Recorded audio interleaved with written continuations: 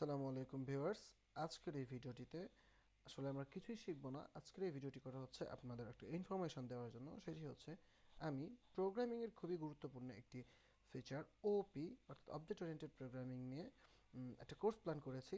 আমি এই কোর্সটিকে এখানে শেয়ার করব আপনাদের সাথে। আর আমার সাথে যদি আপনারা এই কোর্সটিতে জয়েন করতে চান তাহলে অবশ্যই আপনাদের যেটা করতে হবে সেটা হচ্ছে আপনাদের জাভাটা ইনস্টল করে নিতে হবে। আমি নেটবিনস ইউজ করব, আপনারা চাইলে অন্যান্য আইডিও ইউজ করতে পারেন লাইক এক্লিপস, যেটা আপনার ইচ্ছা। হ্যাঁ, তো এবার চলে আসি আসলে আমরা এই কোর্সটিতে কী কী রয়েছে, কী কী সম্পর্কে জানবো, কোন কোন টপিক সম্পর্কে। সেটা হচ্ছে হোয়াট ইজ ওপি, ওপি কি, class and object, method, constructor, access modifiers, static keyword, this keyword, private keyword, protected keyword, core part of ওপি। আচ্ছা, এইখানে কোর পার্ট অফ ওপি বলতে কী বোঝানো হচ্ছে এটা নিয়ে মাথা চিন্তিত করার দরকার নেই, একদমই চিন্তিত হওয়ার দরকার নেই।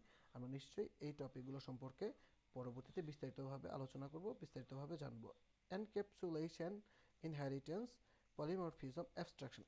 মনে রাখবেন এই চারটা হচ্ছে আসলে বলতে গেলে ওপি ফিচারটার কোর একটি পার্ট।